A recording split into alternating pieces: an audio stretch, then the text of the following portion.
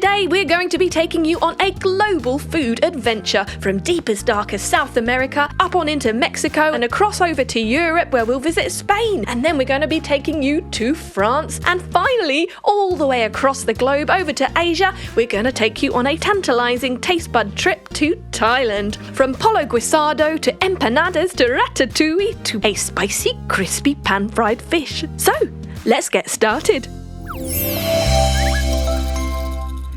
Today we're going to show you how to make Pologuizado. That is the Spanish version of chicken stew. In fact, it actually is Puerto Rican. Puerto Rico. It's so simple to make, and you just need a few staple ingredients that you probably have lying around in your kitchen. One of the great things about this recipe, other than the fact that it's super tasty, is that it uses the cheapest cuts of meat, like the thigh and the wing of the chicken. It's so easy to make. You just fry them over, and then you put in all your vegetables and herbs and whatever things you maybe have lying around in the fridge, maybe even leftovers. Put it in and you can cook it in a slow cooker. Leave it on a low heat and it will be so delicious.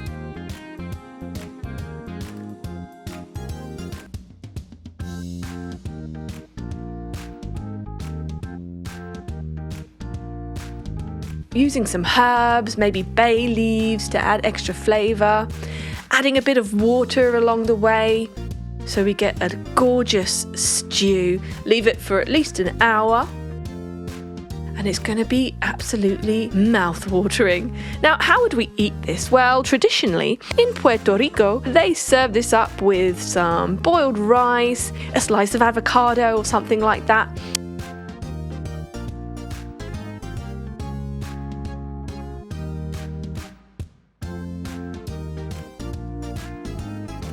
Delicious. Right, we're going to show you how to make empanadas next, starting with chicken. Empanadas, have you ever tried to make them before? Do you know what they are? Well, empanada is a type of baked or fried turnover, consisting of pastry and filling. Very common in Southern Europe, Latin America, and the Philippines. The name comes from the Galician verb empanar and translates as embreaded. That is wrapped or coated in bread.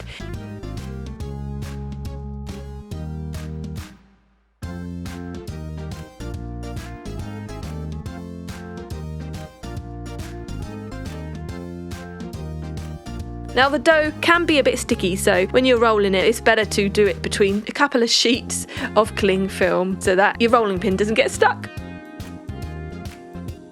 And you can cut out your tortilla shapes, whatever shapes you like. It doesn't have to be round. We're doing round ones, so then we just fold it in half, just like one of those folded pizzas. In Mexico they have similar things, which are tortillas filled with cheese and other fillings. They call them quesadilla, because queso is cheese in Spanish. Then you just fry them over. You can cook them in the oven or grill them if you want to be a bit more healthy, but we're deep frying them because we want it to be crunchy. They cook really fast because it's just pastry you're cooking really. You've already cooked the inside. And there, have it with a bit of side salad. Yum. Now we're going to show you some ratatouille, a very ancient traditional dish. It's actually French, originating in Nice. Sometimes it's referred to as Ratatouille Nicoise.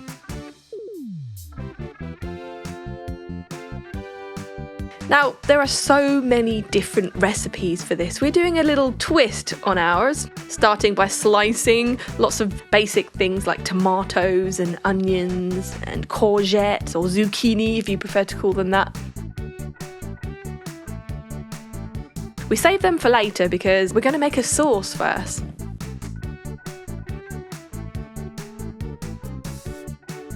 So You just chuck in your pantry staples like, onion and celery and carrot, bay leaves and tomatoes, the kind of things that you might put in a soup. Loads of herbs, garlic, paprika, peppers, always taste great in these, especially if you roast them in advance. Give it a lovely flavour.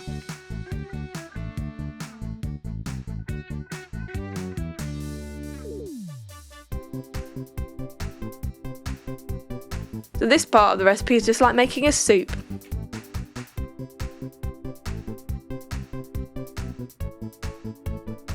The word ratatouille actually comes from a verb touiller, which means to stir up, from the late 18th century in fact. It merely indicates a coarse stew.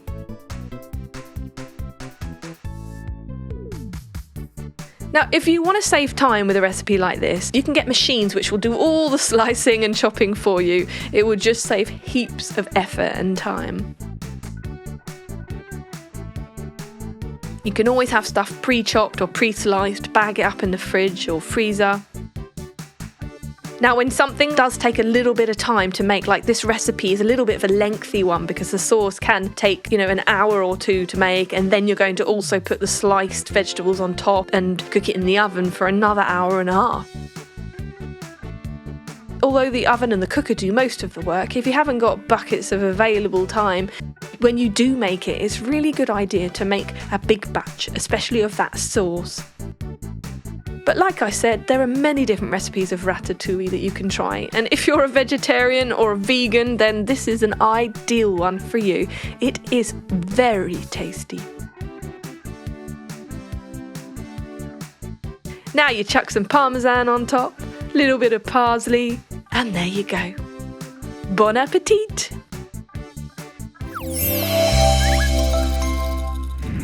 Finally, we're showing you some deep fried fish with chilli sauce. You just chuck in your chillies and your coriander root and your garlic, roughly chop them up in a blender and fry them over.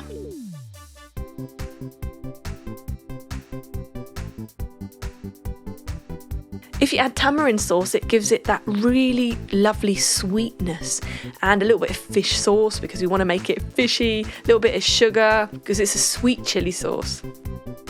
But I'm sure there are loads of different recipes to make your own version of sweet chilli sauce, or if you're feeling lazy, you could just buy some from the shop.